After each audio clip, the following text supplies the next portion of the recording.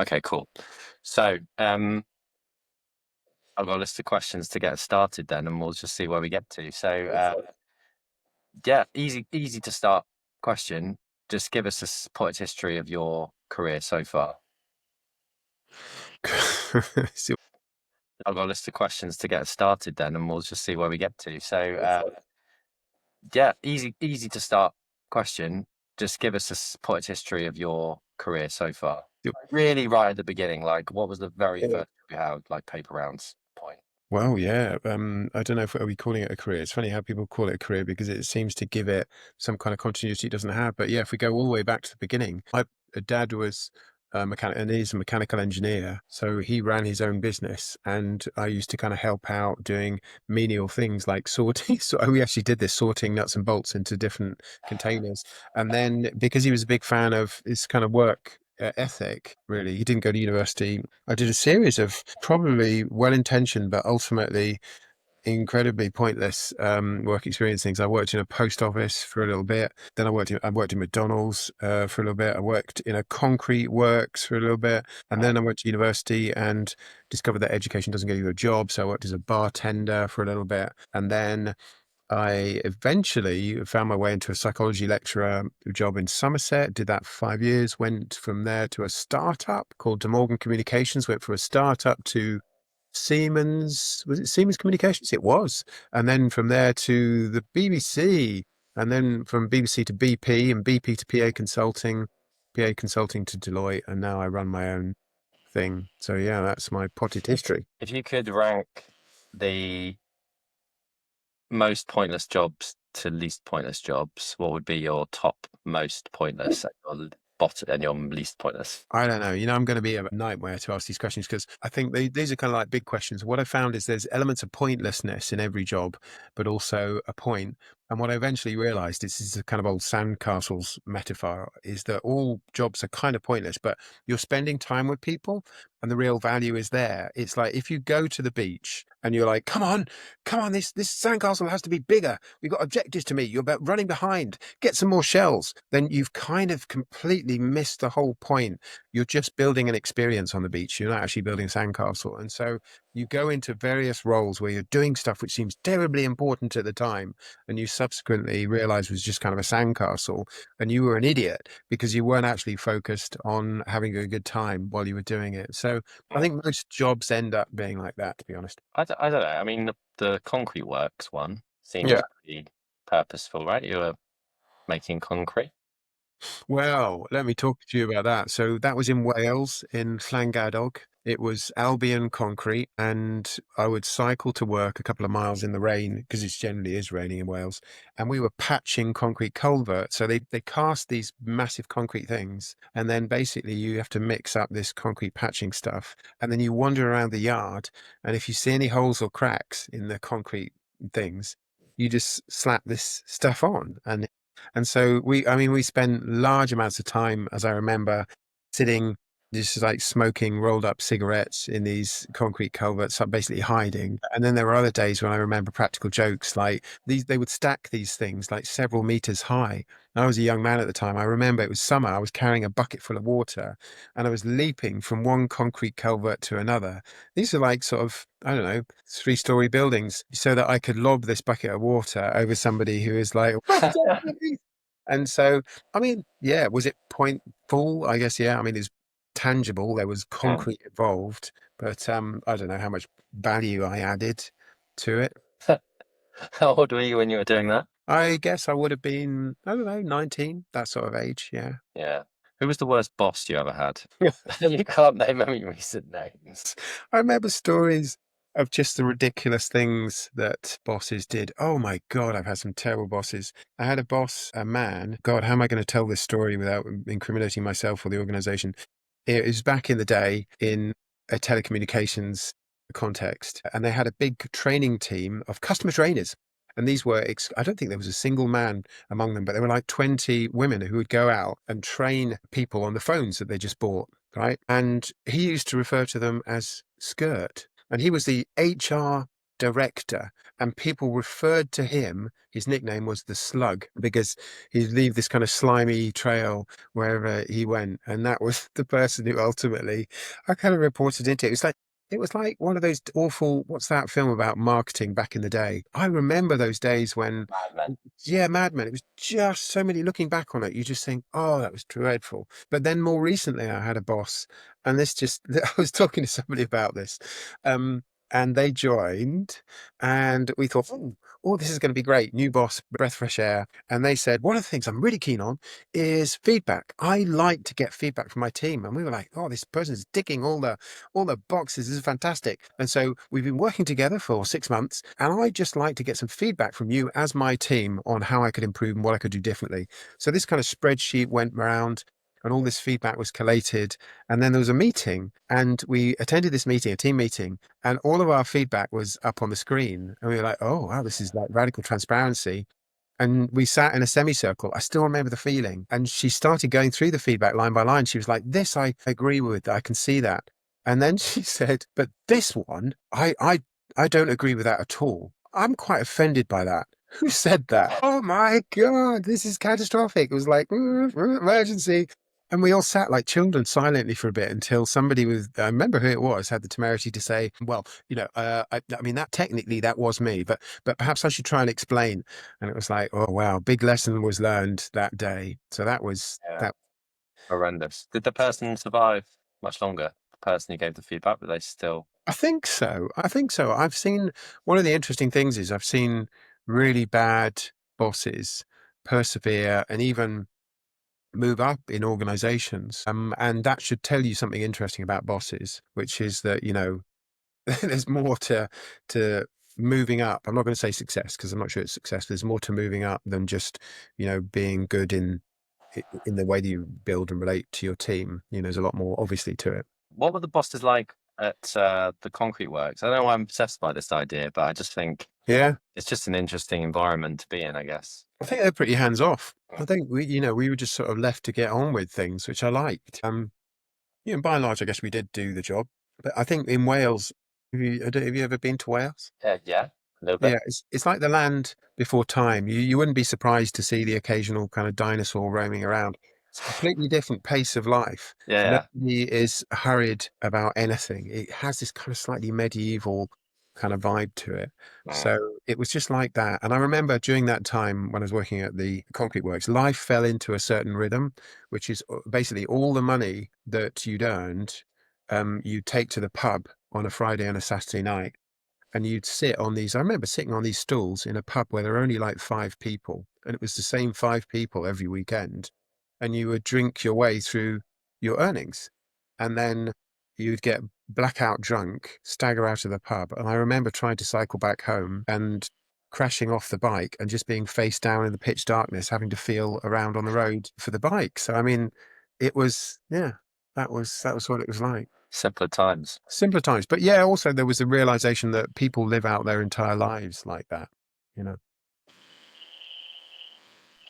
Yeah. What about other questions I've got? Well, one of them is worst ever work conditions. Then you can take that down a few ways. But what's like the worst environment you've had to work in? Oh, that's a really good one. I mean, the post office one wasn't great. That was my first like little job. It was over Christmas, and they needed some extra people. But the job basically consisted of sticking stamps on parcels. It was old school. It was like people would bring their Christmas parcels into the post office, and I was there to kind of help out. And one of the things that I learned the hard way was don't lick the stamps. Don't lick the freaking stamp, because I was like I was licking all these stamps Yeah. and then sticking them on the parcels. And after 2 days, I had this horrific nosebleed and the most horrendous migraine I've ever had in my life. And I had to go to bed. And I realized it was just because I was poisoning myself by licking all these stamps. And that the person next to me, who'd been doing it for years, that's why they had this little wet sponge. But I remember it being horrible because it was a tiny post office, and it was like something Dickensian. There was things piled up all around us, and that felt pretty horrible. But the other ones were mostly pretty good. I enjoyed the environment. I had a corner office. at Siemens. Very fortunate. I worked with some lovely people, wonderful places at the BBC, PA Consulting, is pretty cool.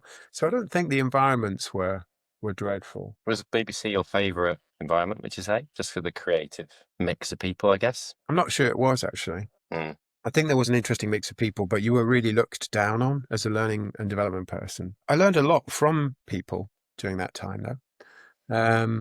It was a sort of densely political environment. I remember going down to meet with my boss, Caroline Prendergast. And you know this thing about don't come to people with problems, come with solutions? Mm. Really bad because I was going to her with a problem on one of our programs or something. And she was sitting there surrounded by all these documents back in the days when we had documents and papers and all this kind of stuff. And I said, "Oh, look, I'm really sorry to bring this to you, Caroline, but I think we've got a problem." And she said, "Look, just sit down. Look at this. It's all problems." She said, "That's the job. That's what I'm here to do. It's all problems." And I thought that sort of stuck with me. That idea that as a leader, you just expect that that's what you're there to do, really, to sort out all the problems. Do you enjoy being a leader? Where, anywhere, or just in general? Yeah, anywhere. Do you like having that authority? I think I have mixed feelings, very mixed feelings about it, actually. It's a good question because no, I don't like the authority in terms of the leadership style. I personally enjoy and flourish in a kind of much more hands-off environment. So my tendency is always to kind of just let people get on, experiment, have fun. And that works for some people, but it doesn't work so well for other people. Also, I'm not particularly good at the detail. Sometimes that's actually quite characteristic of leaders. They're not good at the detail. That's why they end up being leaders. But, sometimes that kind of holds you back. But I think for me, I've never been a fan of being told what to do. And conversely, I just generally don't like telling people what to do. But there are bits of it that I've really enjoyed. Like the thing that I most enjoy is creating a space where people can experiment, I guess, and feel relatively free of corporate pressure. It's the umbrella holding metaphor. It's like Yeah. my leadership style is you're there to hold the umbrella so that, you know, you keep some of the crap off people while they're doing what they're supposed to do. Yeah. What's the worst employee? No, it's probably the wrong way of phrasing it, but like, You can go with that. Yeah. yeah, okay, fine. We'll go with the worst employee. But I mean, there's probably a view on that, which is like it's the person that you didn't get on with the most. Oh, I made some bad hiring decisions. Like to think I got better as I went on, but I remember somebody I hired really early on who this guy turned up hopelessly late to the interview, and he was like, "Oh, just the car broke down on the motorway and whatever," and he was a Flash developer, and I was like, this is not critical to the role, this is fine. He just needs to develop Flash. I should have known because that then became characteristic. I hired him and he was constantly late and there was always some excuse and he would turn up like a half an hour late. And then much to my horror, I had to put him on this kind of personal improvement plan. And you thought that was going to work. You'd sit in a meeting and you say, okay, we're going to agree this and whatever. And they just completely ignored it and just kind of carried on and on and on. And the other thing I observed was that really damaged the kind of the team, dynamic, which is that other people could see that this person was kind of consistently late and they didn't feel like turning up on time as well. So that was not great. I've also hired people who tried to get me fired, which was because I wasn't leading them in the way that they were kind of used to. So the next thing I know, I'm sort of knee deep in a grievance, and that wasn't a lot of fun, but it was a learning experience. You learn a lot about difference and about you think people will perceive you as you are, and people never do. There's a lot of kind of projection that goes into leadership. So yeah, I think I've made some. Yeah, I've had some interesting kind of hires, but I've also had some of the most brilliant hires of almost any leader I've talked about. I was super proud of some of the people that I've hired and what they've accomplished, and also not doing what's expected. I'll tell the story about Gemma because she's a mutual friend. Is that, as you know, I hired Gemma from a digital marketing background from Monsoon. I remember because I came up to your desk when we were at Yeah, BP and you were like, "What are you doing?" I was like, "What are you doing?" Just scrolling through LinkedIn, find a new person to do yeah, this job. yeah. And I was like, "That's never gonna The way work." that BP worked, you had to do all the interviews with an HR person. So it was like some ridiculous double act where I was saying things to Gemma like, "Oh, I know you haven't worked in learning before, and oil and gas is completely different to fashion, but I think your skills, you know how to do content creation. I think that's what we really need."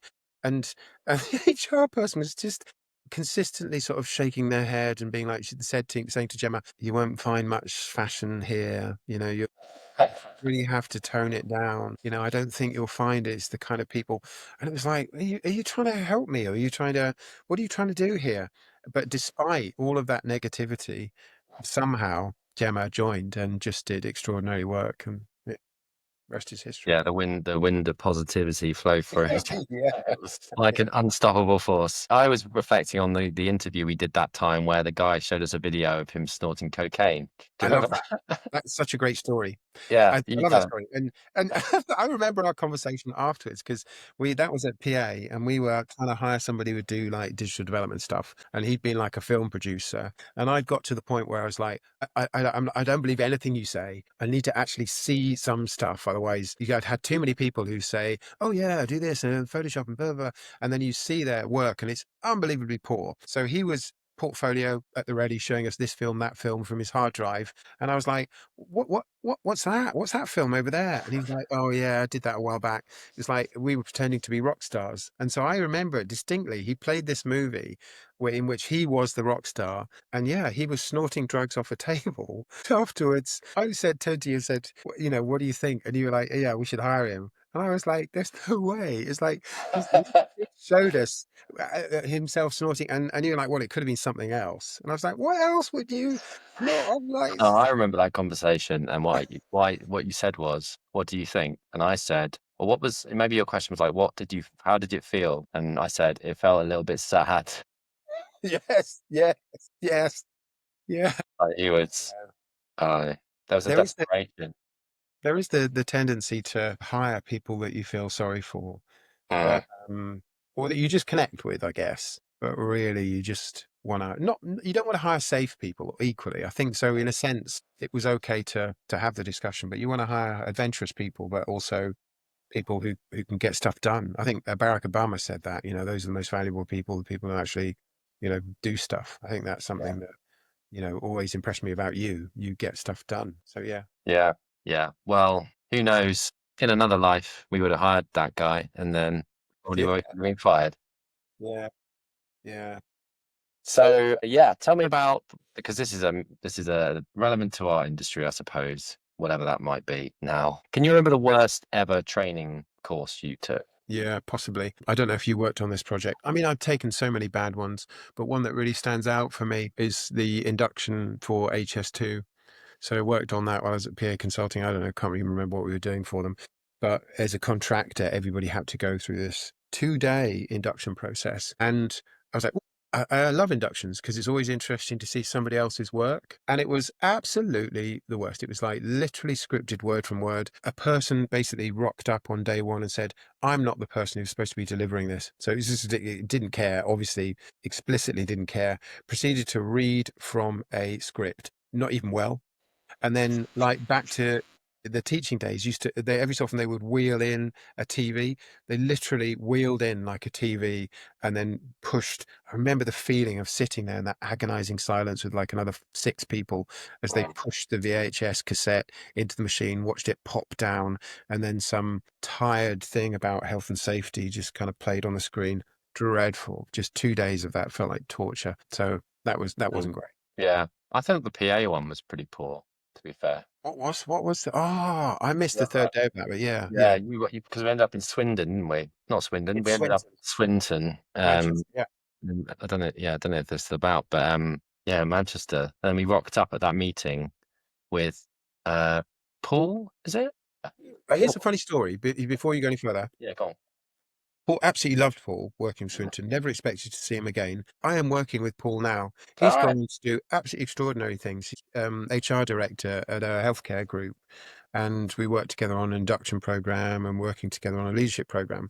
He has just, I mean, it's interesting that, because that was not, it was a really difficult project, frankly. It was a difficult context, difficult Mm, environment. But Paul was like one of these sort of people you bump into in those environments. And you think, oh, he's really interesting. mm, And he's continued to take little seeds of an idea and grow them into kind of extraordinary work. And so, yeah, even those really grim projects at the time, I think interesting things have come out. But sorry, I interrupted. Yeah, What? no, because I'm connected with him on LinkedIn as well. I Yeah, saw he doing really well for himself. But yeah, it was getting up to Manchester, third day at PA, and sitting in a room with Paul, basically going, "Who are you and what are you doing here?" yeah. Because no one had actually spoken to him, and and then we were just involved in his team without him really asking for any of it. So We were clowns, weren't we? Really, what's that? Sorry? we were clowns. Yeah. Well, So some of what we did was clowning around. it was one of those where. I mean, it's classic partnership model, but the partner had absolutely no idea what we did, but sold Mm. the concept, and Yeah. we went. So yeah, that was an interesting time. I had one of the worst experiences of my working life during that, which was I remember, I don't know if you knew this happened, but it was incredibly toxic and corrosive. Things were going wrong, and all of the stakeholders were blaming each other. It was a massive blame culture. So this meeting was called with about, I don't know, 30 people or something in a room. I don't know if you were there, to try and get everybody together in a room to thrash out what the problem was and what we were going to do. And the way I've been trained at BP, these kinds of meetings were things that you would prepare for months.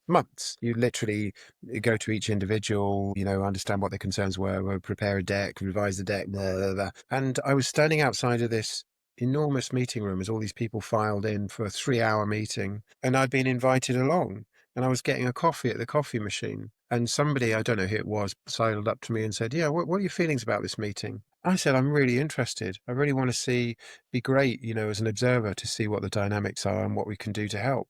And they said, "Yeah." They said, "I thought you could lead this meeting." And it's just like, from a corporate perspective, it's your worst nightmare. I was utterly unprepared, not a slide. I'm not even sure if I had my laptop. And it was like, you're telling me walk in there with all those people and somehow, make that a good meeting. And it was one of those, I just need to run from this building, move to Paris and change my name kind of moments. But somehow it did it and it worked out okay. And I learned something from that experience. But yeah, that wasn't my comfort zone. No, I had a similar thing when I went to the startup, folded 3 months after I joined, Yeah. and they had like an all company workshop planned, and one of the leaders had said, "Oh, can you just pull together some bits for this part of the workshop?" And I was like, "Sure." And yeah, and then, similar to you, about 5 minutes before the actual session was meant to be running with everyone in the company, she was like, "Oh, you're running that bit." I was like, "What?" So I kind of cobbled my way through, not really knowing what I was doing, and Yeah. I kind of stayed there for a little bit longer. I built a good relationship with a few people, and I chatted to them about that, and I just kind of explained what had happened, and they were like, "Oh, because we thought you were a fucking idiot." Like we thought they'd hired this complete buffoon who didn't know what he was doing, which may have been true, but yeah, she'd thrown me under the bus. I still, to this day, I loved, and I remember your PowerPoint presentation. It's one of the greatest comedy moments on why you should or should not buy this handbag. Oh yeah, I Yeah, remember. it's Who was just, that with? That was that like one of the digital agencies, wasn't it? no, it was when we were at BP, I think, and it was to the team. We all had to talk about something, I think. I forced everybody to talk about something, and you chose, this big decision about whether or not you should go for the It was luxury. in the context And though it of was the like, it audience. was just functionally, this bag does exactly the same thing. And it was like tensile strength.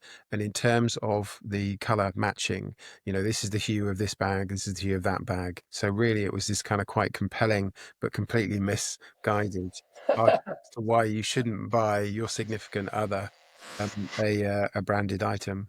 It was Yeah, Mulberry handbag yeah. because I remember her. Well, Rachel still probably wants a Mulberry handbag. Yeah, but I remember you pissed yourself laughing, and then you. But actually, Charlie's making a deeper point here.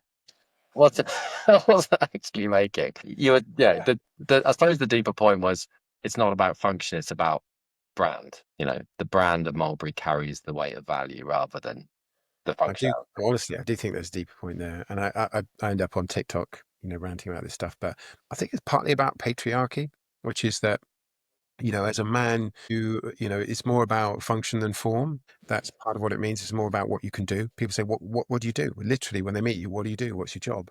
And so I don't, and I think our confidence is generally sort of built up in a different way. So for us, it's these sorts of things seem frivolous. But talking to Martina, it's a kind of real insight into it's about how you feel in a given situation. You walk into a situation with, and I'm sure there are guys who do the same because they have to have a Rolex watch. Do you know what I mean? Or they have to talk about their car, and it's like, right, so you need that prop to, to feel the way you are. And it's like, well, we shouldn't live in a society where people's confidence is systematically depressed to the point where they need, these forms, but we do. Yeah, I mean, I agree. So I grew up in a very functionally minded household. Yeah, so did I. Food was functional. Yeah, My fish and chips most days, or potato. It's usually meat and two veg, right? Um, and we wore hand-me-down clothes, and I yeah, shop. Yeah, I wore my dad's jumpers in uni, like, and it was like a classic, like proper dad's jumper, and it was kind of my brand essentially to be a bit scruffy. yeah. But then as I've kind of, particularly with rage, I've kind of started to recognize the value of dressing. I'm not saying I'm dressed well today. I've just been to the gym, which is why my hair's wet. But, dressing nicely. I don't need the most expensive thing, but there is a value in. I think there's a value in style, which isn't necessarily about not feeling confident in your own skin, but actually it's kind of maybe an accelerator, or like it's just a bit of a boost, I guess. I, Mm, I don't think maybe it's just I'm becoming more. I'm just getting older and I'm becoming a bit more in touch with it. But mm. yeah, I think maybe it's an upbringing thing as well. It's like Do you see yourself changing as you get older? Do you look at yourself and think, oh God, I'm turning into my dad or stuff like that? not my dad, but I think I was reflecting on this yesterday. I got to a point when I went into uni where I was just fed up of being sad and not unpopular, basically. Not bullied, but like not popular. And then I Mhm, decided that I was going to change my personality. And I mhm, remember it like clear as day when I walked through into the halls and just being like, right, I'm going to now decide what my personality is, and I want it to be like this. So I'm going mhm. to do extroversion. I'm going to do basically. I just kind of switched off any kind of embarrassment factor, and I was just like, I'm just going to be Chummy banter. fully out there, chummy banter. And that's what I'm going to be. Yeah. And I went too far the other way. For sure, I went too far the other way. But it protected me from, like, I felt confident and I felt good because that's how I wanted to feel. And then over time, I've kind of been able to pick and choose the bits of that were good, and the bits of that which were less good. And I've kind of Yeah. got to a place where I'm kind of happy. I'm somewhere in the middle. I can do Mm, the chummy banter, but I actually, I don't know if I'm introvert, but I do prefer mm. sometimes time on my own. Yeah. So I don't know. It's interesting. Anyway, we've kind of meandered off a little bit, but let me pull us back. There's only a couple of questions left Yeah. on my Go list. for it. So, first one is, well, I'm not going to ask this. I've got two which are like lessons for work, lessons for life, but I feel like they're a bit boring now. I'm looking at it. Worst ever corporate bullshit. Oh my gosh. There's one that's quite close to home, I guess. So, as you know, went to work for Deloitte. Effectively, it was a kind of chief learning officer role in quite a fragmented organization.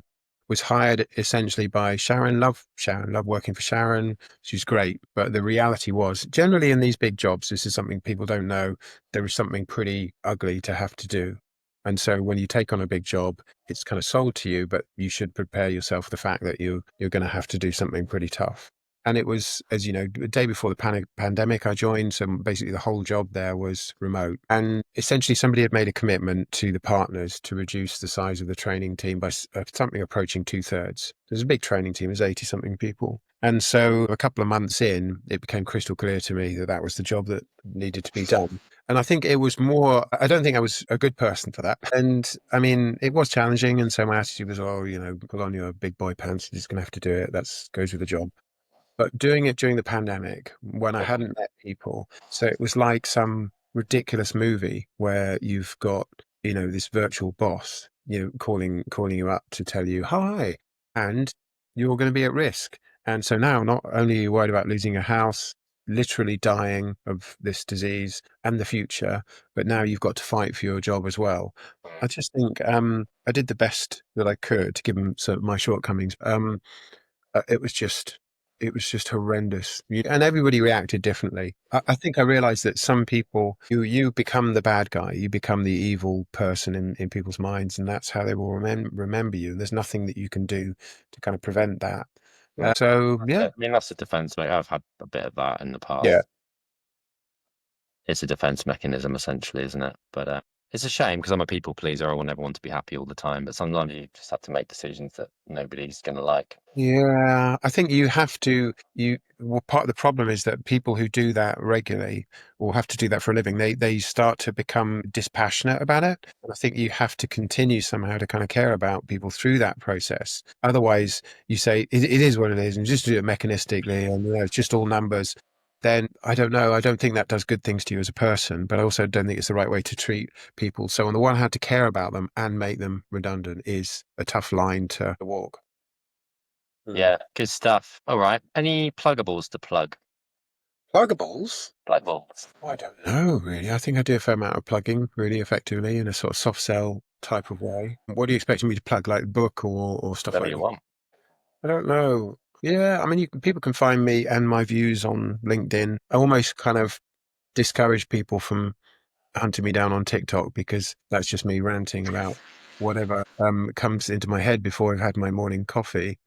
But I'm not sure it's kind of suitable viewing for people of a nervous disposition. That sounds very interesting. So I reckon you should plug Okay. your TikTok. And yeah, I do wish more people would read the book, not because I make any money out of it, just because we could have more sensible conversations if we started with some sort of like baseline, or even if it's just people are going to argue with me. But that is, I think, a continued source of frustration. It's like, wow, you're still doing Addy. Right. Okay. So we're just like, well, where are we going to go with that? So, yeah. Stuff. All right. Well, thanks, Nick.